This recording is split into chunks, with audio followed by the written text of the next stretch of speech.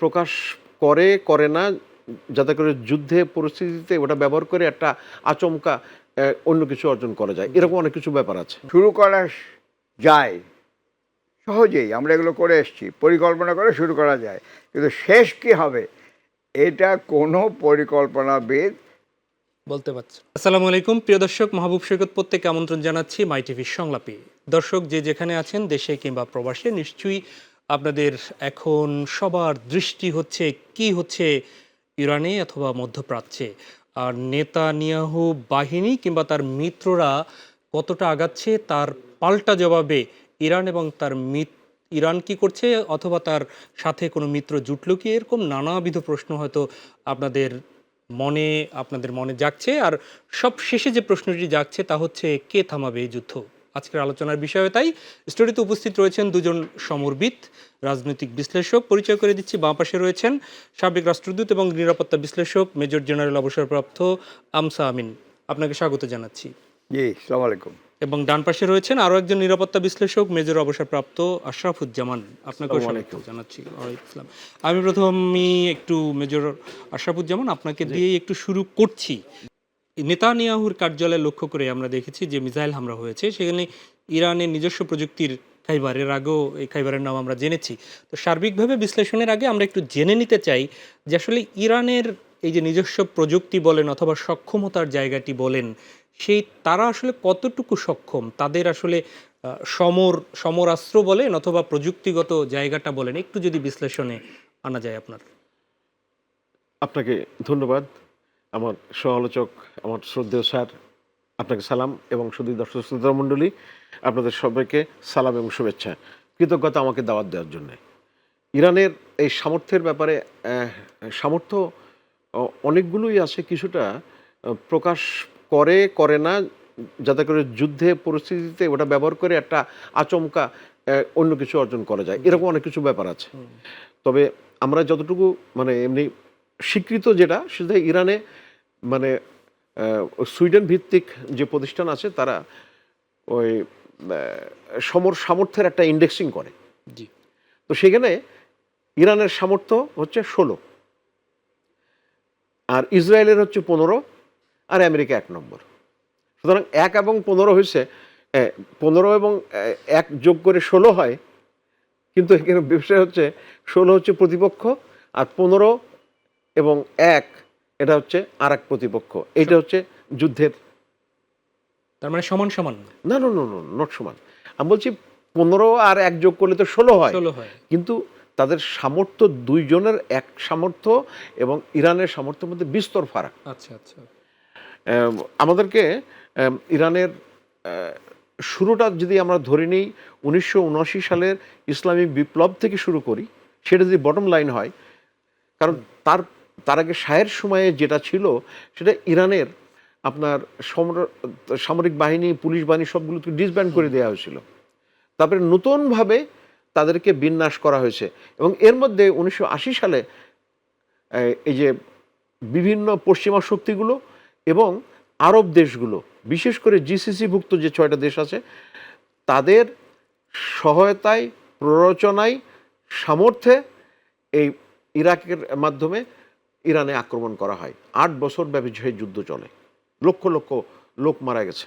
কিন্তু যেখানে ইরানের কিছুই ছিল না, তারপরেও ইরান কিন্তু খুব শক্ত অবস্থানে চলে গেছিল, এবং মোটামুটি ইরাকের অনুরোধেই মানে সে যুদ্ধবিরতি হয়েছিল 1988 সালে। তো এই ইন্ডিকেটরটা কেন দিলাম, যে ছাই থেকে যখন একটা 8 বছরব্যাপী তারা যুদ্ধ করছে, তখন তাদের কিছুই ছিল না। আপনি অবাক হয়ে যাবেন, আজকে যে মিসাইলের কথা, ইরান যে শক্ত অবস্থানে গেছে, 1985 সালে প্রথমে তারা চিন্তা করে যে তাদের মিসাইল দরকার আছে, এবং এই তখন থেকে, এবং সেই উত্তর কোরিয়ার প্রযুক্তিটাকে নিজস্ব লোক দিয়ে, তারপরেও সেই সময়তে প্রযুক্তি ওইভাবে বিনিময় হতো না। জি। তো সেই অবস্থা থেকে তারা আজকের অবস্থান আছে, যে মিসাইল দিয়ে পুরা আরব বিশ্ব দাবড়ায় বেড়াচ্ছে, আমেরিকাকে তটস্থ করে রাখছে, ইসরায়েলকে তো তটস্থ করে রাখছে। এই যে আমেরিকান বিমানবাহী রণতরী জেরাল্ড ফোর্ড, ওরা কিন্তু সে আরব সাগরে রয়ে গেছে, ওরা কিন্তু খুব কাছাকাছি আসতে পারছে না, কারণ তারা জানে এখানে আসলে তাদের সমূহ ক্ষতির সম্ভাবনা আছে। যদিও দুই একটা ড্রোন আক্রমণ তার উপরে হয়েছে এবং মিসাইল আক্রমণও হয়েছে, তারা সেটা প্রতিহত করেছে। তো এই ইন্ডিকেটর দিয়ে একটা বোঝা যায় যে ইরানকে যত সহজ মনে করা হচ্ছিল আসলে তত সহজ তত নয়। সহজ না। আমি আপনাকে একটুখানি আরেকটা যোগ করছে, আপনি যে বলছেন যে যুদ্ধ বিরতি হবে কার টার্মসে, না, এটি একটু পরে আলোচনায় আচ্ছা, আসি। জি, একটু পরে আলোচনায় আসি, কারণ হচ্ছে যে এটি তো শেষ করে দিলে শেষই হয়ে গেল জি জি আলোচনা। জি জি। আহ, জনাব আমসা আমিন, আপনি রাজনৈতিক বিশ্লেষকও, নিরাপত্তা বিশ্লেষকও, এবং আপনি রাষ্ট্রদূত ছিলেন, সাবেক রাষ্ট্রদূত। সেটি হচ্ছে যে সভ্যতার ফেরিওয়ালা যারা, তারাই চাপিয়ে দেয় অসভ্যতামি, এটি আমরা দেখছি। তো সেখান থেকে আমরা যদি বলি যে একটু বোঝার চেষ্টা করছি, তা হচ্ছে যে ইরানের এই মুহূর্তে অথবা আগে থেকে শুরু করে ইরানের পাশে সভ্য মানে মিত্র কারা আছে? ইরানের কি আসলে কোনো মিত্র আছে? আমরা দেখতে পেলাম যে ইরান যুক্তরাষ্ট্রের বিভিন্ন ঘাঁটিতে হামলা আক্রমণ করেছে, সুতরাং তারা একসাথে হয়ে ইরানের উপর আক্রমণ করার একটা হুমকি দিয়েছে। তাহলে ইরানের আসলে কারা মিত্র? ধন্যবাদ জনাব মাহমুদ শওকত এবং বিজ্ঞ আলোচক মেজর আশরাফুজ্জামান, আর আপনার এখানে যারা স্টুডিওতে আছেন জি, সবাইকে এবং দর্শক শ্রোতা বন্ধুদেরকে জানাই সালাম, আসসালামু আলাইকুম। আজ তো যুদ্ধের চতুর্থ দিন, তৃতীয় দিন। খুবই সময়োপযোগী এই বিষয়টা, এবং এই মাই টিভি সংলাপে আমাকে দাওয়াত দেওয়ার জন্য আন্তরিক ধন্যবাদ জানাচ্ছি। আপনি যে প্রশ্নটা করলেন, মিত্র ইরানের কারা, এর উত্তর দেওয়ার আগে আমি একটু ব্যাখ্যা দেই। যে কোনো যুদ্ধ আসলে শুরু করা যায় সহজেই, আমরা এগুলো করে এসেছি, পরিকল্পনা করে শুরু করা যায়, কিন্তু শেষ কি হবে এটা কোনো পরিকল্পনাবিদ বলতে পারছি। প্রেডিক্ট করতে পারে না। সুতরাং আর এই ধরনের যুদ্ধ তারা কঠিন। এই সাথে বলবো যে আপনাদের টপিক যেটা বলছিলেন যুদ্ধটা থামাবে কে, খুবই গুরুত্বপূর্ণ প্রশ্ন। সহজ উত্তর, যারা শুরু করেছে তাদেরকেই থামাতে হবে, কিন্তু তাদের জন্য অনেক সময় থামানো সম্ভব হয় না। আর দ্বিতীয় কথাটা হচ্ছে, যুদ্ধটা শুরুর আগে প্রথমে কিন্তু আসল বিষয়টা হলো জিও পলিটিক্স। এর সাথে জিও পলিটিক্সে ইনক্লুড থাকে জিও ইকোনমিক্স, এর সাথে ইনক্লুড থাকবে যত রকমের বলা যায় সার্বিক মিলিটারি অ্যালায়েন্স, যে প্রশ্ন আপনারা তুলেছেন। ইরানের বন্ধু যদি বলা যায় তাহলে এখন আমরা জানি যেটা, যে একটা আছে রাশিয়া, আরেকটা হলো চীন। রাশিয়ার সাথে তাদের একটা জি, চুক্তি আছে। এই চুক্তিটার নাম খুব সম্ভব স্ট্র্যাটেজিক পার্টনারশিপ অ্যাগ্রিমেন্ট। এই অ্যাগ্রিমেন্টের অধীনে অনেক কিছুই তারা নিজেরা কাজ করেন, কিন্তু যুদ্ধ বাঁধলে সরাসরি যে হস্তক্ষেপ করবে তার বন্ধু রাষ্ট্রের সহায়তায়, ইরানের সহায়তায়, সেটা সম্পর্কে কোনো কিছু এই স্ট্র্যাটেজিক অ্যাগ্রিমেন্টের নাই। সুতরাং যুদ্ধটা ইরানকে একাই করতে হচ্ছে। দ্বিতীয় হচ্ছে চীনের সাথেও কিন্তু তাদের কম্প্রিহেন্সিভ ইকোনমিক পার্টনারশিপ আছে, এবং আমি যেটা জানি যে চীনের তেল বহুলাংশে ইরান থেকে তেলটা আসে। আমার ঠিক মনে নাই, অলমোস্ট অ্যাবাউট 30-40% ইরানিয়ান অয়েল এই চীন কিনে নেয়। এত গভীর অর্থনৈতিক সম্পর্ক তাদের, আর তেল তো গুরুত্বপূর্ণ একটা বিষয়। এ সত্ত্বেও চীন বা রাশিয়া দুটি দেশে কিন্তু ডিপ্লোম্যাটিক সাপোর্ট দিয়ে যাচ্ছে।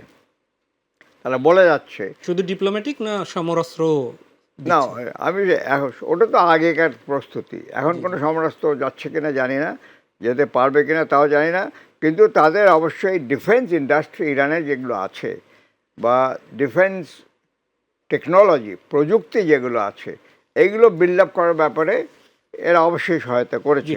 যুদ্ধ আসলে আমরা প্রিয় দর্শক কেউ চাই না, সবাই শান্তি চাই, তারপরও যুদ্ধ হয় যুগে যুগে। আহ, এখন যে যুদ্ধটা চলছে সেই যুদ্ধ থামাবে কে তা বোঝার চেষ্টা করছি। বিরতির আগে শুনছিলাম মেজর জেনারেল অবসরপ্রাপ্ত আমসা আমিনের কাছ থেকে।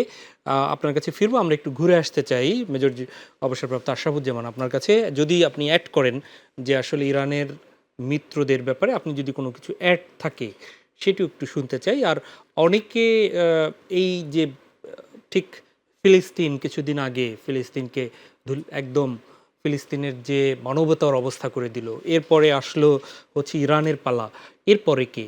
এরকম এরকম ধারাবাহিকতার বিষয়গুলো কি মুসলিমদের টার্গেট করে এই যুদ্ধের সাথে কি সেই সভ্যতার দ্বন্দ্ব, ক্রস এবং ক্রিসেন্টের যে চিরাচরিত দ্বন্দ্ব, সেগুলোরও কি কিছু দেখতে পান কিনা? এখানে তো ক্রিসেন্ট আছে, এখানে ক্রস তো নাই, ক্রস তো খ্রিস্টানদের।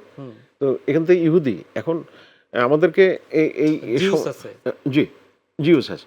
এখন আমাদের যেটা সমস্যাটা হচ্ছে যে যে এই উগ্রবাদী খ্রিস্টানরা আবার তারা আবার জায়নিস্ট হয়ে গেছে। আমেরিকাতে তারা বিরাট সাপোর্ট করে, কিন্তু আসার কথা হচ্ছে যে বর্তমান সময়ে তরুণ আমেরিকানদের মধ্যে এই জিনিসটা ইহুদিদের প্রতি অন্ধ সমর্থন, এই জিনিসটা কমে যাচ্ছে এবং তার ফলে কিন্তু তারা একটু নড়ে চড়ে বসছে। এবং একটা আমি সমীক্ষায় দেখলাম যে তারা ইসরায়েল চেষ্টা করছে যে বিভিন্নভাবে যে সোশ্যাল মিডিয়াতে ইনফ্লুয়েন্স করে যেন সেই মোহটা ধরে রাখা যায়।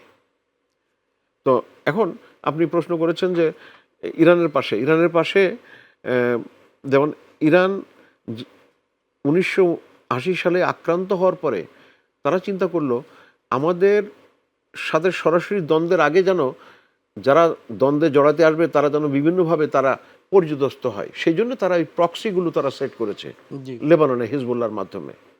তারপর হচ্ছে আপনার সিরিয়াতে ছিল, এখন সিরিয়ার তো অবস্থা অন্যরকম হয়ে গেছে। ইরাকে তাদের সমর্থন আছে। তারপর হচ্ছে আপনার হুতি। সো এই আর যে ইয়েসের হামাস ছিল আপনার গাজাতে। তো এই প্রক্সিগুলো খুব ইফেক্টিভলি মূল ইরানে আক্রমণের আগে এগুলো তারা বিভিন্নভাবে ব্যতিব্যস্ত রাখতো। এবং আপনি যদি খেয়াল করে দেখেন তারা বিন্যাসটা ওই রকম। এবং এখানে এই যে আপনার মিত্র খোঁজার ক্ষেত্রে আপনার যদিও হামাস কিন্তু সুন্নি, কিন্তু বাকিগুলো শিয়া প্রাধান্য আছে। এবং মধ্যপ্রাচ্যের অনেক দেশগুলোতে যেমন বাহরাইনে আপনার শিয়া সম্প্রদায়ের সংখ্যা বেশি, যদিও তারা ওখানে ক্ষমতায় নেই।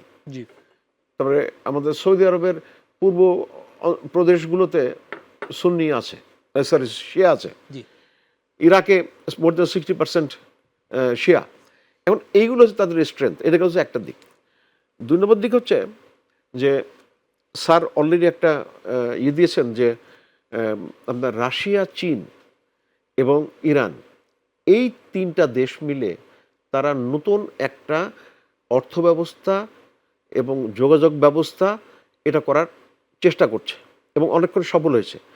তো এই 3 জনের মধ্যে সার্বিক মানে রাশিয়া এবং চীনের তুলনায় দুর্বল হচ্ছে ইরান। কেন ইরানকে যদি নেওয়া যায়, এটাতে না যায়, কারণ তারা নর্থ সাউথ করিডোর বলে একটা রাস্তা করছে এবং খুবই এটা জিও ইকোনমিক্স, জিও স্ট্র্যাটেজিক সব দিক দিয়ে গুরুত্বপূর্ণ। এটা হচ্ছে বন্দর আব্বাসে মাল খালাস হলো, রোড বা রেলে চলে গেল হচ্ছে আপনার কাস্পিয়ান সিতে পার হয়ে ওই পারে গিয়ে ওভারল্যান্ড আপনার ইউরোপ বা অন্যান্য দেশ যাবে। জি, তখন আপনার এই যে আমেরিকা বা পশ্চিমা দেশগুলোর যে বিভিন্ন জায়গায় ঝামেলা করার যে সুযোগ, সেই সুযোগটা থাকছে না। তো এটা একটা বিরাট একটা প্রজেক্ট এবং সেটাতে ইরান একটা গুরুত্বপূর্ণ একটা অবস্থান তার। তো এখানে যেটা দেখা যাচ্ছে যে পুরা মধ্যপ্রাচ্যে শুধুমাত্র ইরান বাদ দিয়ে বাকি সবাই কবুল করে ফেলেছে, প্রত্যক্ষভাবে হোক পরোক্ষভাবে হোক। সৌদি আরব তারা আব্রাহাম অ্যাকর্ডে সাইন করে নাই, কিন্তু আবার বিরোধিতাও সেইভাবে করে নাই, কিন্তু ইরান সেটা করে নাই। আর আপনি সম্প্রতি শুনেছেন যে আমেরিকান রাষ্ট্রদূত ইসরায়েলে উনি বলছেন যে ওই সে বিবলিক্যাল রেফারেন্স দিয়ে যে রিভার টু সি, এই পুরো অঞ্চলটাই ইহুদিদের হওয়ার কথা, খোদা মানে গড তাদেরকে দান করেছে। 2500 বছর আগের ঘটনা রেফারেন্স টানছে। তো সার্বিকভাবে তারা এইভাবে টানার চেষ্টা করছে। ইরান যেটা করেছে, এই এই যে তার যে জিও স্ট্র্যাটেজিক জিও ইকোনমিক যে করিডোরের কথা বললাম, এটার সাথে সমর্থন বিভিন্নভাবে হতে পারে। অনেক সময় ডাইরেক্টলি হয়, কতগুলো ইনডাইরেক্টলি হয়, এবং ইনডাইরেক্টলিও অনেক কার্যকরী হয়। যেমন এটা নিয়ে অনেক কথা হয়েছে যে ইউক্রেন যুদ্ধে যখন জড়ালো রাশিয়া, তখন তাদেরকে ড্রোন সমর্থন দিয়েছে প্রচুর পরিমাণে ইরান, এবং আর্টিলারির অ্যামুনিশন দিয়েছে। এখন তার প্রতিদান ইরান ডিসমেন্টেল হয়ে যাবে বা ওই যে একবার দুর্বল হয়ে যাবে, সেটা তো চায় না। সেটা তো চায়নাও চায় না, আবার রাশিয়াও চায় না। সুতরাং আদান প্রদান কিছু হচ্ছে। আর এই স্যার একটা ইয়ের কথা বলেছেন, $400 বিলিয়ন আপনার বাণিজ্যিক এবং যোগাযোগ চুক্তি করছে। জি। $400 বিলিয়ন, এটা হচ্ছে উল্লেখিত। কিন্তু এই ধরনের চুক্তির আড়ালে যখন স্ট্র্যাটেজিক কোনো বিষয়গুলো থাকে, মানে অলিখিত অনেকগুলো বিষয় থাকে, সেগুলো এর ভিতরে সম্পৃক্ত। এই জন্য আমরা বিভিন্ন সূত্র থেকে খবর পাচ্ছিলাম যে চায়না থেকে নতুন এয়ার ডিফেন্স প্রযুক্তি আসছে। আরেকটা জিনিস আপনি খুশি, মানে এটা আসছে কিন্তু কেউ স্বীকার করে নাই, এটা যে চীন একটা বিষয়ে যথেষ্ট দক্ষতা অর্জন করা হচ্ছে। এই যে তারা নেভিগেশন বাইডুর মাধ্যমে, এই বাইডু নেভিগেশন সিস্টেম এখন ইরান ব্যবহার করছে। জিপিএস ব্যবহার করলে সেটা জ্যাম করে দিতে পারে, সেই জন্য তারা বাইডু ব্যবহার করছে। সুতরাং এটা বিরাট একটা সাপোর্ট। এবং চীনের আপনি দেখেন ওই আমেরিকান শিপগুলো ওই প্যাসিফিক থেকে ওই সাউথ চায়না সিতে এসে ঝামেলা করতে পারে, সেই জন্যে ওরা একটার উপর জোর দিয়েছে, এন্টিশিপ মিসাইল। সেই এন্টিশিপ মিসাইল দিয়েছে হচ্ছে আপনার ইরানকে। এটা ওইভাবে প্রকাশিত হয় নাই, ধারণা করা সাপোর্টগুলো পেয়ে যাচ্ছে, পাওয়া গেছে। সুতরাং আপনি যদি এন্টিশিপ মিসাইল দেয় এবং যদি স্যাটেলাইটের মাধ্যমে তার যদি সমস্ত কিছু ডেটা দিয়ে দেয়, কয়েকদিন আগে আমরা দেখলাম যে একটা এয়ারবেজে কোন জায়গায় কি অবস্থান, কয়েকদিন আগে কেমন ছিল আর এখন বর্তমানে কেমন আছে, এই ইন্টেলিজেন্স ইজ ভেরি ইম্পর্টেন্ট। সুতরাং এইগুলো দিচ্ছে, এগুলো প্রচুর দিচ্ছে। আপনার কাছে আমি আসবো, আমি একটু মেজর জেনারেল অবসরপ্রাপ্ত আমসা আমিন আপনার কাছে আসি। সেটি হচ্ছে যে একটু আগে শুনছিলাম আমরা যে ইসরায়েলের একজন বলছেন যে 2500 বছর আগের, তো এই যুদ্ধের মধ্যে কোনোভাবে এটি কি জিওপলিটিক্সের যে বিষয়টা সেটির সাথে কি ধর্ম কোনোভাবে সম্পর্কিত? এটি কি মানে বলা যায় যে এটি ধর্মীয় কোনো কারণে যুদ্ধ, এটি কি কোনোভাবে বলা যায়? আসলে ওই ধর্মীয় যুদ্ধ বলতে আমরা যেটা বুঝি ঐতিহাসিকভাবে, যেমন খ্রিস্টান মুসলমানের মধ্যে যে ক্রুসেড হয়েছিল দীর্ঘদিন ধরে, সেইভাবে আমি এটা দেখি না। আমি ওই 2500 বছর না, আমি আপনাদের নিয়ে যাব অল্প কিছুদিন আগে। সেখানে একটা ধর্মের একটা অবশ্যই ফ্যাক্টর আছে। সেটা হলো ইউরোপ কিন্তু একসময় ডমিনেট করেছে ওসমানী সাম্রাজ্য, অটোমান এম্পায়ার, এবং এরা পুরো আরব বিশ্ব কিন্তু তাদের অধীনস্থ ছিল। আরব দেশগুলো তখন তো সব বলা যায় ছোট ছোট ট্রাইবাল জোন হিসাবে ছিল। মূলত এরা সবাই ছিল যাযাবর, বেদুইন। ব্রিটিশরা যখন ফার্স্ট ওয়ার্ল্ড পরের থেকে শুরু হলো, ওরা বুঝতে পারলো যে অটোমান এম্পায়ারকে ভাঙতে না পারলে তাদের ব্রিটিশ এম্পায়ার ওইভাবে শক্তিশালী হতে পারছে না। তখন থেকে জিও পলিটিক্সটা শুরু হয়েছে, এবং তারা সফলভাবে অটোমান এম্পায়ার বিরুদ্ধে আরবদেরকে সংগঠিত করেছে। এবং এটা বলা যায় খুবই ওই আমলেই খুবই সূক্ষ্ম একটা ইন্টেলিজেন্স অপারেশন। আপনারা জানেন কিনা, সুন্দর একটা ফিল্ম হয়েছে, ছবি। জি, এই ছবিটার নাম, মূল যে চরিত্র পিটার ওটুল, এই নামটা মনে আছে, ওনার অভিনয়টা আমার খুবই ভালো লেগেছিল। উনি ওখানে মূল ক্যারেক্টার ছিলেন। এবং ওই জি, আমরা মনে পড়লে সেটি শুনবো, মনে পড়লে বলবো। কিন্তু ওই তার মাধ্যমে উনি ইন্টেলিজেন্স এজেন্ট হিসাবে এই সৌদি যারা বংশের প্রধান, কিং আব্দুল আজিজ পরে হলেন, জি। এই তো যতগুলো রাষ্ট্র দেখলেন, দেশ সবার সাথে যোগাযোগ করে যে তোমরা স্বাধীন, তোমরা আরব, তোমরা তো তুর্কি নাও, মুসলমান হতে পারো, জি। তুর্কি নাও, তো কেন ওদের অধীনে থাকবে? আলটিমেটলি অর্গানাইজ করে এই সাম্রাজ্যটা ভেঙে দিয়ে এদেরকে গড়ে তুললো। এরপরে যে বিষয়টা আসলো, এরপরে তখন থেকে তাদের সাথে ব্রিটিশদের সাথে সম্পর্ক। এইখানে ছিল একটা ইহুদি লিঙ্ক, বালফোর ডিক্লারেশন আপনারা শুনেছেন। তারা দেখলো এই মুসলমানরা যদি আবার একসাথে হয়ে যায় তখন আবার সমস্যা, তাহলে এদেরকে বিভক্ত করতে গেলে আমাদের ইহুদিদের দরকার। তখনই সৃষ্টি হলো জায়নিজম। আমি কিন্তু ইহুদি ধর্ম হিসাবে মোটেই এদের বিপক্ষে নই, এরাও আহলে কেতাব। ইব্রাহিম আলাইহিস সালামের পরের থেকে আমরা মুসা আলাইহিস সালাম আমরা ধরি, তাহলে আমাদের একজন নবী হিসাবে আমরা তাদেরকে স্বীকার করি। হ্যাঁ স্বীকার করি। ওরাও ওদের আমাদের ইতিহাসের ইমানের বইতেও শর্ত। আছে, ওদের ধর্মের বইতেও আছে, কিন্তু সেটাকে ছাপিয়ে তারা যেটা করে আসছে, এই geopolitics, power politics, international hegemonistic politics, এইটা করতে এসে তারা দেখলো যে জুদেরকে ইউজ করা যায়। অথচ এই জুরা একসময় মুসলমানদেরই কিন্তু বড় সাপোর্টে ছিল, শেল্টারে তখন খ্রিস্টানরা এদেরকে একেবারে প্রায় এলিমিনেট করে ফেলেছিল। জি, সেই ইতিহাস আরেকদিন সেটাতে আমরা যাবো শুনতে না, পাবো, জি। আমি এখানে চলে আসি। জি, এখানে একটু- এখন যেটা আসে, জি, জি, এই বলেন। কথাটা না বললে হবে না, সেটা হলো যখন এই যে বালফোর ডিক্লারেশনের পরে এই ইসরায়েল ক্রিয়েট করা হলো, এর মূল উদ্দেশ্যই ছিল মুসলমানদেরকে বিভক্ত করে রাখা, নট বিকজ অফ মুসলমান, because of creating an influence hegemony over the entire Arab world. তখনও তেল আসেনি, পরবর্তীতে তেল আসছে। আমি একটু বোঝার চেষ্টা করছি আর একটু, সেটি হচ্ছে যে এর আগে আমরা দেখলাম ইসরায়েল কর্তৃক ফিলিস্তিনিকে একদম ফিলিস্তিনের এই যে এখন যে অবস্থায় নিয়ে গেল, ফিলিস্তিনের পরে এরপরে ইরান ধরলো, হ্যাঁ, আবার ইরানের সাথে সব মুসলিম কান্ট্রিগুলোকে মধ্যপ্রাচ্যকে বাজিয়ে দিল। এই যে তারা তো অনেক দূরে অবস্থান করছে। তো আপনি যেটা বললেন যে এটা একটা কৌশল, এটি একটা কৌশল যে মুসলিমদের সাথে মুসলিমদের বাজাবাজি করিয়ে রাখার, এটি কি বলতে চাচ্ছেন আপনি? এটি একটা আঞ্চলিক আধিপত্য রাখার জন্য, যেটা পুরনো British policy, divide and rule. এরপরে কি কোনো দেশ টার্গেট আছে এরপরে? ইরান এখন ইরান চলে হ্যাঁ, গেছে। ইরানের- আচ্ছা, এখানে ইরানের বলি পরে? একটা, এখানে মূল টার্গেট হচ্ছে দেখেন ইরাক যুদ্ধটা কেন হয়েছিল। পুরোপুরি একটা মিথ্যা তথ্যের উপরে প্রচার করে, ন্যারেটিভ তৈরি করে যে জি। তাদের কাছে ওয়েপন্স অফ ম্যাস ডিস্ট্রাকশন আছে, সুতরাং এই ইরাককে ধ্বংস করতে হবে। এখন তাদের ন্যারেটিভ হচ্ছে যে ইরান নিউক্লিয়ার ওয়েপন তৈরি করছে।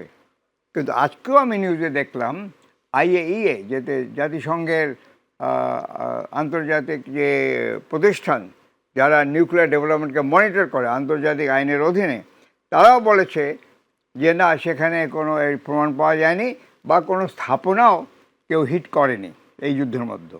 জি, তো এটাও একটা কেন, যে তারা ভাবছে যে ওই সময় সাদ্দাম হোসেনের অধীনে ইরাক খুব বড় শক্তি হয়ে দাঁড়াচ্ছিল, এবং সেখানে জায়নিস্টরা ভাবছিল যে এরা যে শক্তিশালী হয়ে যায় তাহলে পরে ইসরায়েল ধ্বংস করে দেবে। এখন তারা ভাবছে না, ইরান 47 বছর ধরে ইসলামিক রেভলিউশন, তার ফলে তার শক্তিশালী হচ্ছে, রাশিয়া চীন থেকে টেকনোলজি নিয়ে আসছে, ডিফেন্স বিল্ড আপ করে ফেলেছে, সুতরাং এদেরকে সময় থাকতে এখনই যদি ধ্বংস করা না হয় তাহলে পরে ইসরায়েলের জন্য একটা এক্সিস্টেন্সিয়াল থ্রেট, তারা ধ্বংস হয়ে যেতে পারে। আর ইসরায়েল যেহেতু আমেরিকার বলা যায় যে আমেরিকার রাজনীতিটা নিয়ন্ত্রণ করে, ইসরায়েল আমেরিকার অর্থনীতি নিয়ন্ত্রণ করে, ইসরায়েল আমেরিকার ডিফেন্স ইন্ডাস্ট্রি নিয়ন্ত্রণ করে। কীভাবে? তাদের মেধা দিয়ে এবং তাদের ফাইন্যান্সিয়াল পাওয়ার দিয়ে, এই মাধ্যমে তারা রাখে। এই জন্যে যে কোনো আমেরিকান সরকার দেখা যায় ইসরায়েলের পক্ষে থাকে। জি, ধন্যবাদ মেজর জামান। আপনার কাছে একটু আসি। শহীদ ইমাম খামেনি, তার রুহের মাগফিরাত কামনা করছি নিশ্চয়ই আমরা। তো তার অবর্তমানে আসলে এই যে মানসিকভাবে ইরানি যে গার্ডগুলো আছে, ইরানি যে বাহিনীগুলো আছে, কিংবা ইরানের জনগণ, তারা আসলে কতটা শক্ত থাকতে পারবেন? এবং একই সাথে যদি এই যে মধ্যপ্রাচ্যের দেশগুলো তারা একসাথে হয়ে ইরানে আক্রমণ করেন, তাহলে এর ভবিষ্যৎ কি হবে? প্রথমত হচ্ছে যে ইমাম খোমেনি উনি নিহত তথা শহীদ হয়েছেন এবং ওনার একটা ইচ্ছে ছিল যে উনি যেন অন্যান্য মানুষের মতোই মারা যান, এবং এই জন্যে ওনার যে ধরনের নিরাপত্তা ব্যবস্থা ছিল উনি সেটা নেননি। সাধারণ মানুষ যেভাবে থাকে, তারা শত্রুকে মোকাবেলা করছে, উনি এইভাবে করতে চেয়েছিলেন। তো এই অবস্থানে ৮০ বছরের একজন মানুষ, তার ফলে জীবিত খোমেনির চাইতে মৃত খোমেনি অনেক বেশি পাওয়ারফুল হয়েছে বলে আমার মনে হচ্ছে, এবং তারা ইরানি জাতিকে ঐক্যবদ্ধ হতে আরও বেশি সহায়তা করবে। এটা গেল হচ্ছে ইরানের ব্যাপারে। দ্বিতীয় দিক হচ্ছে যে ইরানের বিন্যাসটা এমনই যে, কারণ গত সেই ৪৭ বছর ধরে বিভিন্ন পর্যায়ে ইরানি লিডারদেরকে টার্গেট করে মারা হয়েছে, বিভিন্ন পর্যায়ে। নেতা বলেন, মানে পলিটিক্যাল লিডার বলেন, সায়েন্টিফিক ফিগার বলেন, সবগুলো এরকম করা হয়েছে। এই জন্য ওরা এমনভাবে ই করেছে যেন একজনের জায়গায় আর একজন কাজ করতে পারে। যেমন ওইভাবে উনি চলে যাওয়াতে পুরা সিস্টেম ধসে পড়বে এরকম কোনো সুযোগ নাই। যেভাবে আপনার লিবিয়াতে হয়েছে, যেভাবে ইরাকে হয়েছে, যেভাবে আপনার সিরিয়াতে হয়েছে, এই ধরনের কোনো সম্ভাবনা নেই। মানে এই কথাগুলো কি মানে আবেগের? অনেকেই মনে করেন এর আগে আমরা যে যেখানটায় প্রত্যাশা করি যে সে ভালো থাকুক, তার ব্যাপারে অনেক সময় আবেগ কাজ করে। মেজর, যেমন এই বিষয়টি কি মানে আবেগ থেকে বলছেন? না, আবেগ থেকে না, এটা যুক্তিতে। আপনি চিন্তা করে দেখেন যে মানে মধ্যপ্রাচ্যের সব তার চারপাশে যতগুলো দেশ আছে তারা তাকে অ্যাটাক করবে, বৃহৎ শক্তিও তারা তাদের বিরুদ্ধে যাচ্ছে। অ্যাটাক করার কথা না। এখন এই অ্যাটাকের ব্যাপারে একটা অন্যরকম একটা হিসেব আছে। বিশ্লেষণ আমি মনে করি, জি। তবে আমি ওটা পরে আসছি। এখন যেটা বলছি যে এটা, সুতরাং ইরানি জাতি তারা যতগুলো প্রভিন্স আছে তাদেরকে ইন্ডিপেন্ডেন্ট কমান্ড করেছে, মানে তাদেরকে মানে পরিস্থিতি মোকাবেলা করার জন্য তাদেরকে দায়িত্ব দেওয়া হয়েছে। আপনাকে এই জায়গায় আমাদের 1971 সালের কথা আমি নিয়ে আসতে যাচ্ছি। 71 সালের সেক্টর কমান্ডার তারা নিজস্ব সিদ্ধান্ত নিত। জেনারেল ওসমানী থেকে অর্ডার পাওয়া এবং সেটা বাস্তবায়ন করা অনেক ক্ষেত্রে সম্ভব হতো না। সেই জন্য তারা স্থানীয়ভাবে তারা অনেক কিছু সিদ্ধান্ত নিত। সত্যি এটা ঠিক একইভাবে এটা করা হয়েছে, এবং সেই জন্যে ওরা এর একটা দুর্বল একটা দিক হয়ে গেছে। দুর্বল দিকটা যেটা বলি, বিভিন্ন জায়গায় এই যে বর্তমানে ইরান কিন্তু ওই যুদ্ধটাকে বিভিন্ন জায়গায় ছড়াই দিয়েছে। সব জায়গায় ছড়ানোর দরকার নেই, কারণ আপনি সেকেন্ড ওয়ার্ল্ড ওয়ারের সময়ে হিটলার হেরে যাওয়ার একটা অন্যতম কারণ হচ্ছে যে সোভিয়েত ইউনিয়নের সাথে উনি মানে শান্তি চুক্তি স্বাক্ষর করলেন, কিছুদিন পরে আবার সেই জায়গায় আক্রমণ করলো, এবং ওই জায়গায় গিয়ে বিরাট তার সেনাবাহিনী মারা গেল, আক্রান্ত হলো। তো এইটা আমার কেন যেন মনে হচ্ছে দু এক জায়গায় একটু ইয়ে করছে। যেমন আরামকোতে আক্রমণ করার দরকার ছিল না, কারণ আরামকো এটা এটা আমেরিকান এন্টিটি না, আরামকো তো সৌদি আরবের এন্টিটি।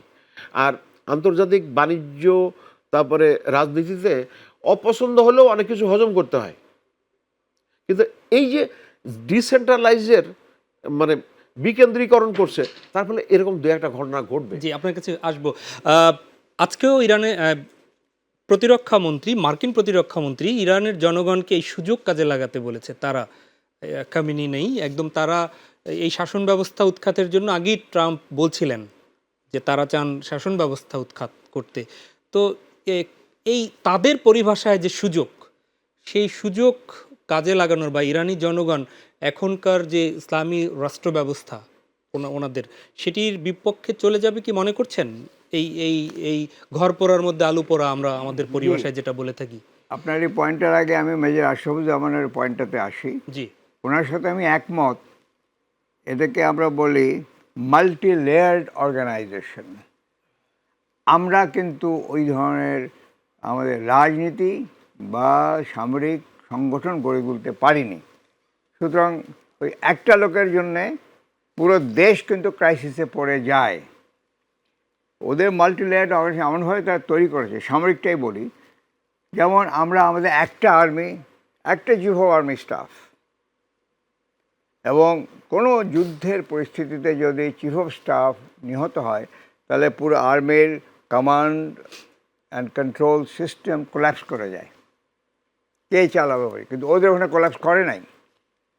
এই মাল্টি লেয়ার্ডের মধ্যে ওদের যেমন আছে, একটা যেটা আমি জানি যে ওদের কিন্তু সামরিক বাহিনী বলা যায় দুটো, এবং দুটো আলাদা রোল আছে। ইন্টেলিজেন্স অর্গানাইজেশন ইরানের কয়েকটা আছে।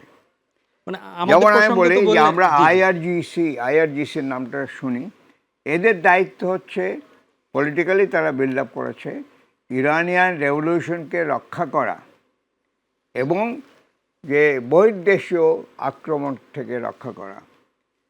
আর ওদের যে মূল সামরিক বাহিনী, যেটা আমরা বলি আমাদের স্ট্যান্ডিং আর্মির মতো, ওটার নাম হলো আরজেস বা আরটেস। জি, তাদের কাজ কিন্তু হলো ইরানের সমস্ত সীমান্ত নিরাপত্তা নিশ্চিত করা। এখন এদের কিছু হলে ওরা আছে, ওদের কিছু হলে এরা আছে। এছাড়াও ওদের যে পলিটিক্যাল স্ট্রাকচারে, ওখানে কিন্তু একক কোনো নেতৃত্ব আমরা দেখি, ইমাম সুপ্রিম লিডার বলা হয়, কিন্তু আসলে তার নিচে 4-5টা লেয়ার আছে। একজন পড়ে গেলে আরেকজন আসে, আরেকজন পড়ে আরেকজন। যার জন্য দেখেন এটা ইয়ের মতো অবস্থা দাঁড়ায়নি, ভেনিজুয়েলার মতো না, জি। যে ওখানে পিক আপ করে নিয়ে গেল সাবেজকে। জনগণের মধ্যে একটা একটা পার্সেন্টেজ তো আছে যে এই এই শাসন ব্যবস্থার বিরুদ্ধে কিছুটা হলেও তো না, সেটা আছে। অন্য কথা আসছি, কিন্তু আচ্ছা। আমি যে স্ট্রাকচার, পলিটিক্যাল স্ট্রাকচারটা বলি, ওখানে কিন্তু কোনো রাজনৈতিক দল নাই, ওখানে গণতন্ত্র বলতে আমরা যা বুঝি তাও কিছু নাই, তবুও তারা কত শক্তিশালী, কারণ সাংগঠনিকভাবে তাই এইভাবে বিল্ড আপ করেছে। স্ট্রাকচারটাই ওভাবে। স্ট্রাকচারই হোক, অনেকটা বলা যায় চীনের স্ট্রাকচারের মতো, অনেকটা ওই রকম। এখানে ওই গণতন্ত্র সবসময় যে সবখানে খাটে তা না, এরা প্রমাণ করেছে 47 বছর রাজতন্ত্র নাই, গণতন্ত্র নাই, কিন্তু জাতি হিসেবে তারা শক্তিশালী সে গড়ে উঠেছিল। কিন্তু গণতন্ত্র বলতে আমাদের মতো এইরকম এই অর্থের গণতন্ত্র না, কিন্তু তাদের তো বিভিন্নভাবে মতামত নেওয়ার একটা না আছে, স্টেজ করেছে। সেখানে হলো জি, কি, ওটা মূলত ক্লারিক্যাল একটা জিনিস। জি, জি। তাদের একটা কাউন্সিল আছে, গার্ডিয়ান কাউন্সিল বলে, ওখানে মনে হয় 80 জন 90 জন মতো সদস্য, তারা মিলে বসে বসে এই স্ট্রাকচারটা তৈরি করেছে। এখন এখানে এই আমি জন্য এটা একটু- বললাম, জি। মাল্টি লেয়ার্ড অর্গানাইজেশনের বেনিফিট অনেক আছে, এবং সেইটা তারা এখন আমরা দেখছি যে ইমাম আলী খামেনি ওনাকে হত্যা করার পরেও কিন্তু দেখা যাচ্ছে ওদের স্ট্রাকচার কোলাপস করে নাই। ওরা আমেরিকা, আপনি যে প্রশ্ন আসলে এখানে আসি, আমেরিকার যে আহ্বানটা যে তোমরা অস্ত্র সারেন্ডার করো, আমরা তোমাদের সাথে আছি, জি। তোমরা এতদিন যে চাচ্ছিল এই সরকারকে ফেলে দেওয়া, জনগণকে সে আহ্বান জানিয়েছে। এটা এক ধরনের সাইকোলজিক্যাল ওয়ারফেয়ার। প্রেসিডেন্ট ট্রাম্প শুরু করেছে, তারপরে ডিফেন্স সেক্রেটারি পিট হেগসেথ সেও শুরু করেছে, কিন্তু এটা কোনো ইম্প্যাক্ট আমরা দেখছি না। যদিও ইরানিয়ান যে মরাল পুলিশিং ওদের সিস্টেম আছে, একটা কট্টরপন্থী ধর্মীয় একটা ভাব আছে, তার বিরুদ্ধে তো ইয়াং জেনারেশন অনেক আন্দোলন করেছে, অনেকেই মারা গেছে। কিন্তু এখানে আরেকটু ভিতরে, আমরা তো ওয়েস্টার্ন মিডিয়া থেকে সব তথ্যগুলো বেশি পাচ্ছি, কিন্তু আসল ইস্যুটা হচ্ছে কিন্তু অর্থনৈতিক। সেখানে একটা অর্থনৈতিক সমস্যার সৃষ্টি হয়েছে, ওখানে অনেক মানুষের বেকারত্ব বেড়ে গেছে, যার জন্য ইয়াং জেনারেশন মাঠে নেমেছে। কিন্তু এখন দেখা যাচ্ছে, যেরকম যে আশরাফও বললেন, যে এই ধরনের বিদেশি আগ্রাসন বিভক্ত জাতিকে আবার ঐক্যবদ্ধ করতে পারে। আমি জানি না এইরকম একটা শক্তি দাঁড়াচ্ছে। সারা বিশ্বে যে যুদ্ধের দামামা, শঙ্কিত শান্তিপ্রিয় মানুষ, তা নিয়ে আমরা কথা শুনছিলাম। এই যুদ্ধ পরিস্থিতি কে থামাবে? বিরতির আগে ছিলাম মেজর জেনারেল অবসরপ্রাপ্ত আমসা আমিনের কাছে, ফিরছি মেজর অবসরপ্রাপ্ত আশরাফুজ্জামান আপনার কাছে। সেটি হচ্ছে যে কে কখন বন্ধু কে কখন শত্রু এটি তো বোঝা মুশকিল। আমরা আমাদের জায়গা থেকে সামর্থ্যের অনুযায়ী বাংলাদেশেও আরও নিজেদের মধ্যে নিজেদের আরও প্রগ্রেস করা দরকার কিনা মনে করেন? আর একই সাথে একটু চলে যাই সেই জায়গায়, ইরান হরমুজ প্রণালীর যে বিষয়টি রয়েছে সেটির উপর আমরা শুনছিলাম যে অনেক কিছু নির্ভর করছে, তেল আনা নেয়ার যে বিষয়গুলো রয়েছে ওই প্রণালী বন্ধ করে দিলে, তো সেটির কতটুকু সম্ভাবনা আছে? আর সেক্ষেত্রে আমরা কি অথবা কারা কারা ক্রাইসিসের মধ্যে পড়তে পারি? সেই ক্রাইসিস কি আমাদের পর্যন্ত এসে ঠেকতে পারে? আচ্ছা, এই খুব সুন্দর একটা বিষয় নিয়ে আসছেন। এই হরমুজ প্রণালী, এটা আপনার প্রায় 100 কিলোমিটার, 100 মাইল মতো লম্বা, আর চওড়া, যেটা সবচেয়ে কম যে জায়গায় চওড়া, সেটা হচ্ছে 21 মাইল মতো। আচ্ছা, ঘটনা হচ্ছে যে এইখান দিয়ে পৃথিবীর এই যে পেট্রোলিয়াম যায়, তেল যেটাকে আমরা বলি অপরিশোধিত তেল বা পরিশোধিত তেল যায় না কেন, এটা হচ্ছে 20% মতো। গ্যাস যায়, লিকুইডিফাইড গ্যাস কাতার যেগুলো রপ্তানি করে এগুলোতেও প্রায় 23 থেকে 25% যায়, মানে যত পৃথিবীর কনজাম্পশন তার এত পার্সেন্ট যায়। সুতরাং এটা একটা বলতে পারলেন যে অর্থনৈতিক lifeline for the world. জি, এখন এটার সবচেয়ে বেশি যারা নির্ভর করে সেটা হচ্ছে ইউরোপের দেশগুলো, বেশিরভাগ ইউরোপের দেশগুলো এই তেল সরবরাহের উপর নির্ভর করে। সুতরাং যদি তেল সরবরাহ কমে যায়, তেলের দাম বেড়ে যাবে।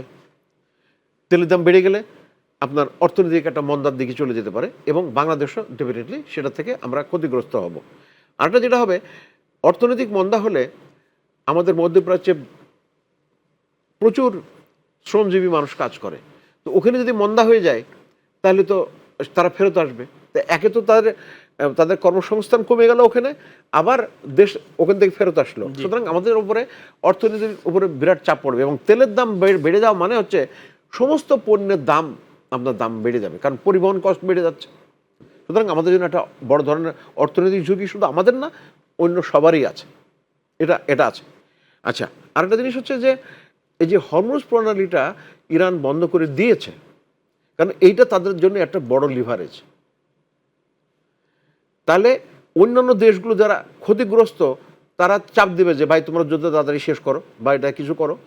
কিন্তু দুর্ভাগ্য বলেন, সৌভাগ্য বলেন, আর বাস্তবতা বলেন, সেটা হচ্ছে ইউরোপের দেশগুলো যেখানে ইরান আক্রান্ত হয়েছে, এখন ইরানকে উল্টা করে দোষ দিচ্ছে আত্মরক্ষার জন্য সেই ব্যবস্থা যেগুলো নিয়েছে, যে বিভিন্ন আরব দেশগুলোতে তাদের যে মার্কিন সামরিক ঘাঁটি আছে সেটাতে আক্রমণ করছে, সেই জন্য তাকে দোষারোপ করছে। কিন্তু আমেরিকা এবং ইসরায়েল যে আক্রমণ করলো সে বিষয়ে কিছু বললো না। জেসিওপিএ যেখানে জার্মানি সহ 5টা পার্মানেন্ট সদস্য ছিল, এই জার্মানি তারা নিন্দা করছে এটারে, কিন্তু জেসিওপিএ থেকে হঠাৎ করে আমেরিকা বের হয়ে গেল, কিন্তু সেটার বিরুদ্ধে তারা কোনো স্টেটমেন্ট দিল না। সুতরাং ওদের লাইন একরকম, এবং মোটামুটি যাই হোক না কেন তারা সেই লাইনে থাকবে। জি, ধন্যবাদ। আমি আবারও একটু আমসামিন আপনার কাছে আসি, সেটি হচ্ছে যে মধ্যপ্রাচ্যের আমাদের নিশ্চয়ই প্রবাসীদের রেমিটেন্স অনেক বড় আমাদের দেশের চাকা ঘোরাতে সহযোগিতা করে, বলা যায় অন্যতম মাধ্যম। তো সেই রেমিটেন্সের উপরে এই পরিস্থিতি কোনো ধরনের প্রভাব ফেলতে পারে কি, এবং আমাদের এখন পর্যন্ত পররাষ্ট্র নীতি এই সরকারের যতটুকু দেখছেন এটি কি ঠিক পথেই আগাচ্ছে মনে করছেন? পররাষ্ট্রনীতি, ওকে, ধন্যবাদ। আমি এখন বলি প্রথমে এই যে অর্থনীতির সমস্যা, তেল, এনার্জি, তারপরে আমাদের ওখানে যে যারা শ্রম শক্তিতে নিয়োজিত হচ্ছে, মূল্যস্ফীতি হবে, বেকার সমস্যা বাড়বে, কারণ এই সমস্ত পুরো গালফ অঞ্চলে আঞ্চলিক যুদ্ধের পরিবেশ সৃষ্টি হয়েছে, বাস্তবতা। এবং আসলে যেটা বলেন এটা হওয়ারই কথা ছিল, কারণ ইরান এখনও তাদের ওই রকম ব্যালিস্টিক মিসাইল তৈরি করতে পারে নাই যে তারা আমেরিকার মূল ভূখণ্ডে গিয়ে আক্রমণ চালাবে। তারপর দেখলো যে কী করা যায়, আমেরিকাকে চাপে ফেলতে হবে, নাহলে তো যুদ্ধ নিয়ন্ত্রণে রাখা যাবে না। আমেরিকার যত স্বার্থ তারা প্রকাশ্যেই বলেছে, যুদ্ধের আগেই বলেছে, আমেরিকার যত স্বার্থ আছে যেখানে যেখানে আছে সেখানে আমরা আক্রমণ করব, এবং তারা এগুলো করছে। আমেরিকান বেজ, মূলত বেজগুলো আছে, এবং সেই সাথে এই আরামকো, এটা পৃথিবীর সবচেয়ে বড় তৈল শোধনাগার। আরামকো যদি আরবদের, সৌদি আরবের মালিকানাধীন, কিন্তু আমেরিকার প্রচুর এখানে শক্তি আছে এবং তারা এখানে যথেষ্ট এনার্জি পায়, এই জন্যই তারা আরামকোকে অ্যাটাক করেছে। এখন বিষয়টা হলো এই সবগুলো দেশের সাথেই কিন্তু ইরানের একটা বৈরী সম্পর্ক ছিল অনেক দিন ধরে, কারণ এরা সবাই ইসরায়েলের বন্ধু, একমাত্র ইরান মনে হয় ইসরায়েলের শত্রু হিসেবে পরিগণিত হতো। যাই হোক, এখানে আমি একটা কথা বলবো যে আমাদের সবাইকে বোঝা উচিত, সারা দেশের মানুষকে, সকল রাজনীতিবিদদের, এটা বিশ্ববিদ্যালয়ে পড়ানো হয় কিন্তু আমাদের বাস্তব কী বলে পররাষ্ট্রনীতিতে আসে না। সেটা হচ্ছে স্থায়ী কোনো বন্ধু নাই, স্থায়ী কোনো শত্রু নাই। স্থায়ী হচ্ছে আমার দেশের জাতীয় স্বার্থ, এটা রক্ষার জন্যে যা করা তাই আমাদের করতে হবে। কখনো কেউ বন্ধু হবে, কখনো কেউ হবে না, কখনো মিলিটারি অ্যালায়েন্স হবে, কখনো হবে না, কিন্তু আমার নিজস্ব শক্তি গড়ে তুলতে হবে। এর জন্যে দরকার কি? আমি বলবো মূলত একটা রাজনৈতিক স্থিতিশীলতা, সুস্থ সভ্য গণতান্ত্রিক রাজনৈতিক শক্তি। এই রাজনৈতিক দলগুলো আমাদের, বলবো আমি, বলতে অসুবিধা নেই, সবচেয়ে বড় দুর্বলতা আমাদের। আমাদের জাতীয় নিরাপত্তা, জাতীয় প্রতিরক্ষা দুর্বল হয়ে গেছে, আমাদেরকে দোষ দেওয়া হয়। আসলে না, এই রাজনীতিবিদদের জন্য দায়ী। তারা যে পরিস্থিতি শুরু করেছে, তাদের সামরিক বাহিনীর কমান্ড লেভেলটা তারা বলা যায় দলীয়করণ করার চেষ্টা করেছে। হ্যাঁ, কেন করবে তারা? এখানে তো এটা মূলত পেশাদারি একটা ব্যবস্থা। শুধু আমাদের না, সব দেশে পুরো সকল পেশাকেই তারা দলীয়করণ করছে। এখন বাংলাদেশ ব্যাংকে কেন বলতেই হবে, অভ্যুত্থান পরবর্তী বাংলাদেশ ব্যাংকে কেন দলীয়করণ করতে যাবে? আমি সেই প্রসঙ্গে একটু আমি একটা কথা আসি শেষ পর্যন্ত, এইটা শেষ হওয়ার কথাটা, আমাদের জাতীয় নিরাপত্তা, জাতীয় প্রতিরক্ষা শক্তিশালী করা একটা শিক্ষাকে দেয় যুদ্ধের থেকে আসছে। ইরানের উপরে যে ধরনের আক্রমণ হচ্ছে, আমাদের উপরেও তো এরকম হতে পারে, সাহসী আক্রমণ হতে পারে। একদিকে ভারত আছে, স্পষ্ট করে বলতে হবে, আর একদিকে মায়ানমার আছে, আর অন্য যদি কেউ খেপে যায় ওই বঙ্গোপসাগর দিয়ে তো ফ্রিটও আসতে পারে। সুতরাং এটা যদি আমরা ধারণা নেই যে আমাদের জাতীয় স্বাধীনতা রক্ষা করতে হবে, ৭১কে রক্ষা করতে হবে, তাহলে ২৪-এর শিক্ষাটাকেও আমাদের বাস্তবায়ন করতে হবে। সেখানে আমি বলবো, অনেক দিন থেকে আমরা বলে আসছি, এই যে অবস্থা চলছে, জাতীয় একটা সংকটে আমরা পড়ব, যেটা আপনি আলাপ করলেন, এই সংকট নিরসনের জন্য কিন্তু বাংলাদেশে কোনো সিস্টেম নাই, এখন এই সরকারও নাই। আমি একটা প্রস্তাব রাখি আপনাদের মাধ্যমে, ইমিডিয়েটলি এই সরকারকে একটা war cabinet or national security and defence তৈরি করা উচিত। ওয়ার ক্যাবিনেট করে তারা এটি আলোচনা করুক, এবং একটা আলোচনার ব্যাপারে আমি প্রস্তাব রেখেছি অনেক আগে, অনেকেই আমরা রেখেছি সামরিক বাহিনী থেকে, একটা প্রপার পেশাগত জাতীয় নিরাপত্তা পরিষদ তৈরি করতে হবে। একটা পরিষদ হবে এক্সপার্টদের নিয়ে, পলিটিশিয়ান লিড করবে, সেটা করা হয়নি। আর লাস্ট পয়েন্টটা বলে শেষ করবো, জানি সময় কম। এই যুদ্ধটা চলছে মূলত ইন্টেলিজেন্স ওয়ার। আমরা খালি মনে করি আমাদের দেশে যে গোয়েন্দা বা গুপ্তচর কাজ চলে, সেটা কি, কার ঘরে কি রান্না পাক হচ্ছে, কার বাড়িতে কে গেল, কোন পলিটিশিয়ান কোন বিরুদ্ধে লেগেছে, এই সমস্ত করে বেড়ানো। আমাদের ইন্টেলিজেন্স ব্যবস্থাকে ডেভেলপই করা হয়নি প্রফেশনালি। এবং এই জন্য কোর অফ ইন্টেলিজেন্স তৈরি করা, এবং যারা ইন্টেলিজেন্স অফিসার হবে তাকে তো খুবই গভীরভাবে লেখাপড়া জানা, প্রযুক্তিগতভাবে দক্ষ, এবং তারা এইটাই তাদের ক্যারিয়ার হবে। এইভাবে করলে, যেভাবে আমরা করি, যেমন আমি এক সময় ছিলাম 2 বছরের জন্য প্রশাসনে গেলাম, ডেপুটেশন। আরে 2 বছর 3 বছরের এই গোয়েন্দাগিরি শেখা যায়? পৃথিবীতে কোথাও এটা নাই। এই জিনিসটা আমরা ঢুকাতে পারছি না, যে প্রফেশনাল কোর অফ ইন্টেলিজেন্স আমাদের করতে হবে। যে ইসরায়েলের সফলতা ইরানে মূলত ইন্টেলিজেন্স অপারেশন, এটা করে তারা টার্গেট অ্যাকুইজিশন করছে, ব্যক্তিকে তারা লোকেট করছে, তারপরে সেইখানে প্রেসিশন অ্যাটাক করছে। অনেক ধন্যবাদ। অনেকগুলো পরামর্শ আপনি দিলেন, নিশ্চয়ই সংশ্লিষ্ট কর্তৃপক্ষ এর দিকে নজর দিবেন। মেজর জামান, সেটি হচ্ছে যে আমরা শত্রু মিত্র এর কথা বলছিলাম আমাদের দেশের প্রেক্ষাপটেও, সেখানে আজকে এই 24 পূর্ববর্তী সময়ের সম্পর্ক এবং 24 পরবর্তী সময়ের সম্পর্ক পার্শ্ববর্তী দেশের সাথে আমাদের এক নয়।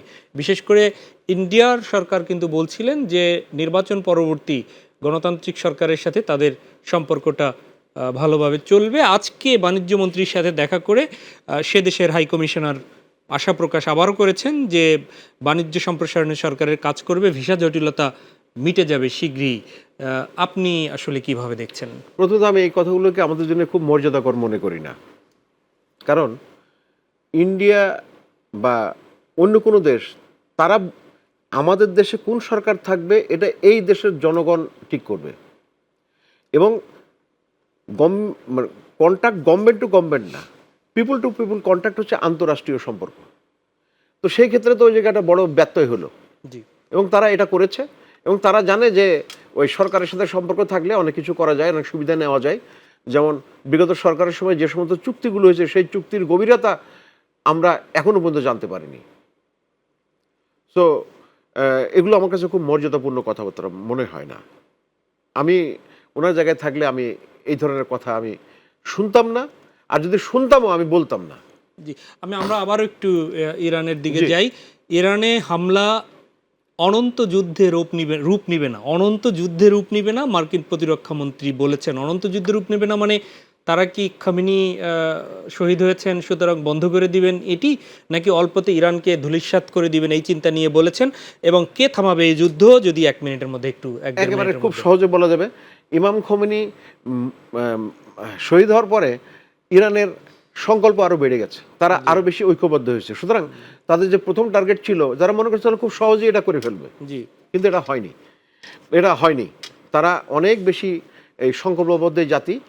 এবং এই যে বলছে যে অনন্তকাল যুদ্ধের কথা বলছে, এটা প্রকান্তরে গত 2 দিন মানে গতকাল থেকে শোনা যাচ্ছে ট্রাম্প সাহেব নাকি বিভিন্ন জায়গায় বলছেন যে কিভাবে যুদ্ধ থেকে ব্যাকট্র্যাক করা যায়। জি, এবং এই যুদ্ধে মূলত গেছে মানে আপনার ইসরায়েলের প্ররোচনায় এবং মানে কি বলে পৃষ্ঠপোষকতায়। মার্কিন জনগণও নিশ্চয়ই যুদ্ধ মেনে না না নিচ্ছে না না। না না না না না, এটা এবং অলরেডি শুরু হয়ে গেছে। আপনি যদি বার্নি স্যান্ডার্সের কথা 30 শোনেন, সেকেন্ডের মধ্যে, জি, হ্যাঁ, তারপর হচ্ছে আপনি ইয়ের কথা শোনেন, এই যে কমলা হ্যারিস, উনিও এই যে কংগ্রেসে অনুমোদন না নিয়েই তো এই যুদ্ধে উনি গেছেন। সুতরাং এটা খুব পপুলার না।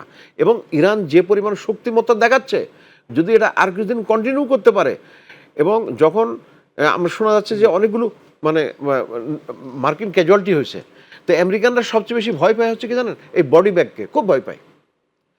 এই জন্যে আপনি এটা জায়গাটার নাম হচ্ছে সোমালিয়াতে জেনারেল ফারা আইদিদ কি করছে, কোনো কিছু দরকার নেই, আগে মার্কিন হেলিকপ্টার ফেলা, 2টা হেলিকপ্টার ফেলা দিয়েছে এবং আরপিজি রকেট প্রোপেলড গ্রেনেড দিয়ে, আর তারপরে ওখান থেকে আমেরিকা ব্যাকট্র্যাক করছে। অনেক ধন্যবাদ, অনেক ধন্যবাদ। জি, একদম আপনার এর সাথে বলার একটু অ্যাড করি। ইরান যদিও বলেছে যে শেষ 30 সেকেন্ডে, ইরাকের পররাষ্ট্রমন্ত্রী বলছে যে তারা দীর্ঘমেয়াদী যুদ্ধের প্রস্তুতি নিচ্ছে, আর জি যুদ্ধে আছে তারা। আর মার্কিন প্রতিরক্ষা মন্ত্রী বলেছে যে এটা অনন্তের যুদ্ধ না। কি বলবেন একদম 30 সেকেন্ডে একটু বলতে হবে। ওকে, জি 30 সেকেন্ডে খুব সংক্ষিপ্ত। ওকে, জি আসলে ইরান যেটা বলে তা ঠিকই বলেছে, এটাকে আমরা বলি সামরিক টার্মিনোলজি ওয়ার অফ অ্যাট্রিশন। জি যেহেতু আমি একটু দুর্বল, আমি যত দীর্ঘায়িত করব তত এই শত্রুকে আমি আস্তে আস্তে দুর্বল করে ফেলব। এই ওয়ার অফ অ্যাট্রিশন তাদের। আর আমেরিকার সমস্যা হচ্ছে তাদের মূল উদ্দেশ্য ছিল রেজিম চেঞ্জ। আইডিওলজির কথা অনেকে বলে, ইসলামের কথা বলে, না আইডিওলজি তাদের কাছে কিছুই না, গণতন্ত্রও কিছুই না। তুমি আমার পক্ষে থাকবা কিনা, আমি যে বলবো সেই অনুযায়ী ফরেন পলিসি চালাবা, আমি যা বলবো সেই অনুযায়ী ডিফেন্স পলিসি চালাবা। আমার শত্রু তোমাকে মানতে হবে, তোমার শত্রু আমার মিত্র তোমার মিত্র। জি এই জন্যে রেজিম চেঞ্জের এটা যুদ্ধ মূলত, যদিও এখানে ইসরায়েলের অস্তিত্বের প্রশ্নটা আছে। দ্বিতীয় কথা হলো তারা চায় দ্রুত শেষ করে দিতে, ট্রাম্প বলেছে 4 সপ্তাহ। আসলে কারণ কি, মার্কিন জনগণ কিন্তু ওই ভিয়েতনাম যুদ্ধের অভিজ্ঞতা তাদের মধ্যে এখনও আছে, তারা চায় না এটা দীর্ঘায়িত হোক। এরপরে কথা হচ্ছে ডেমোক্র্যাটরা বিরুদ্ধে স্পষ্ট বলেছে তারা। আর শেষ কথাটা বলেই গুরুত্বপূর্ণ, মধ্যবর্তী নির্বাচন আসন্ন, সেখানে যদি হাউস অফ রিপ্রেজেন্টেটিভ এবং সিনেটে এই যুদ্ধ আনপপুলার ইউএসএতে, এর ফলে যদি তারা হারিয়ে ফেলে, তাহলে প্রেসিডেন্ট ট্রাম্পকে ইমপিচ করা হতে পারে। ইমপিচমেন্টের ভয় আছে। ধন্যবাদ। অনেক অনেক ধন্যবাদ মেজর জেনারেল অবসরপ্রাপ্ত আমসা আমিন, এবং অসংখ্য ধন্যবাদ মেজর অবসরপ্রাপ্ত আশরাফুজ্জামান, আপনাদের দুজনকে। প্রিয় দর্শক, এই ছিল আমাদের আজকের আয়োজন। আমরাও চাই যুদ্ধ নয় শান্তি, এবং পৃথিবীর সব শান্তিপ্রিয় মানুষের যে প্রার্থনা যুদ্ধ বন্ধ হোক, যুদ্ধে আর একটুও প্রাণ যেন ঝরে না যায়, সেটি হয়তো যেন দ্রুতই সেই যুদ্ধ বন্ধ হোক, এই প্রত্যাশা রেখে শেষ করছি আজকের মাই টিভি সংলাপ। আল্লাহ হাফেজ।